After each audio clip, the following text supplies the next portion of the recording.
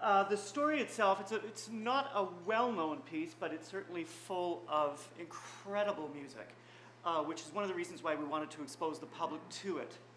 The opera starts in an aria version with the overture, which we chose to stage to tell the background story, which is the departure of the soldiers going off to war.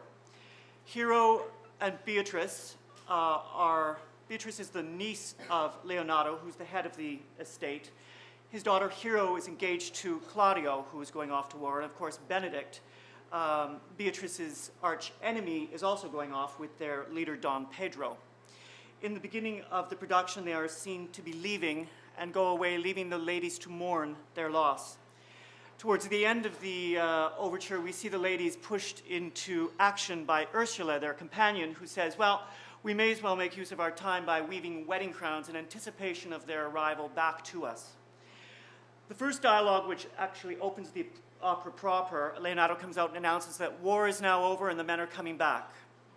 Hero rejoices and spends a considerable amount of time speaking of how she's anticipating the arrival of Claudio, and she will love him when he comes back, and they will be together, and he will be faithful. And it's one of the most breathtaking arias in the piece. The men return. They come back from war. Claudio greets Hero, and Beatrice meets Benedict. And Leonato says to her, niece, prepare for war and fight well. Vous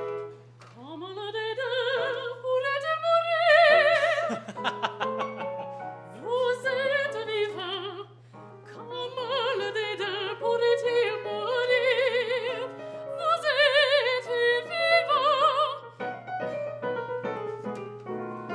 Enlever une trace s'il n'existait pas, et toi qui s'y bat, vous oserez paraître. Pour son bon plaisir, il ne voudra pas en sortir. Il ne voudra pas, il ne voudra pas, il ne voudrait pas en sortir. Aimable dédain, on est trop heureux d'endurer vos coups. On est trop heureux d'endurer vos coups. Aimable dédain, que ne suis-je maître de suivre vos pas, quittant qu'ici-bas vous daignerez paraître pour charmer nos yeux, qui donc voudrait aller aux cieux? Qui donc voudrait, qui donc voudrait aller aux cieux? J'ai pitié de votre venue. Moi, Raé, certes, je le nie. Mais franchement, non, vous avez raison. Je suis insensible, d'humeur inflexible, et c'est un vrai bonheur pour nous qu'adorer de toutes les femmes, enflammant malgré moi ton dame. Je ne sois point aimé de vous, je ne sois point aimé de vous.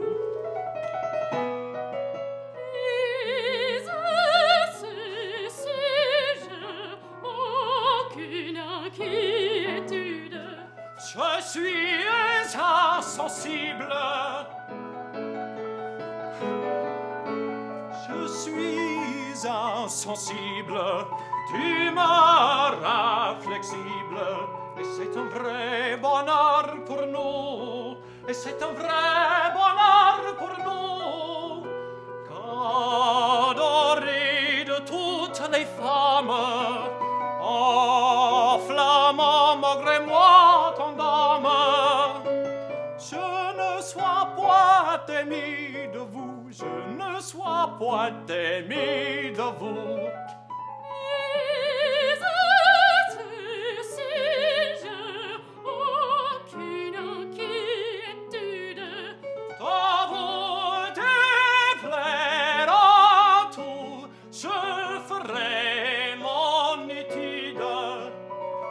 j'aurais trop de chagrin de vous désespérer. Vous pouvez sans effort, Seigneur, vous rassurer.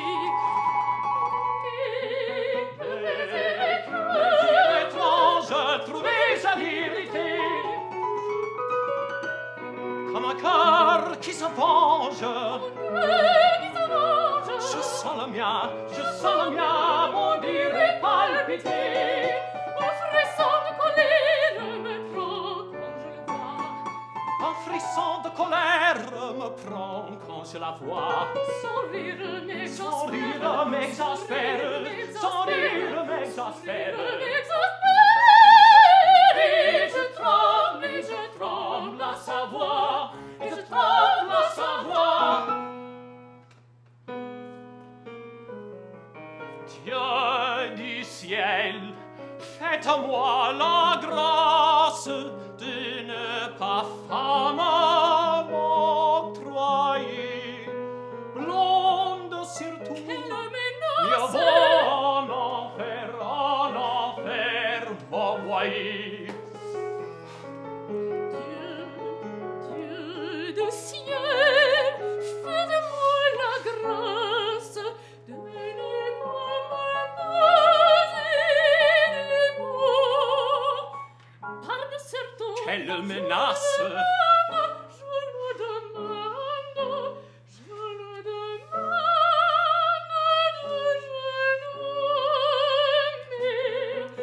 Et quel plaisir étrange trouvais-je à l'irriter, comme un cœur qui se venge. Je sens le mien bondir et palpiter. Un frisson de colère me prend quand je la vois. Un frisson de colère me prend quand je le vois. Son rire m'exaspère, son rire m'exaspère.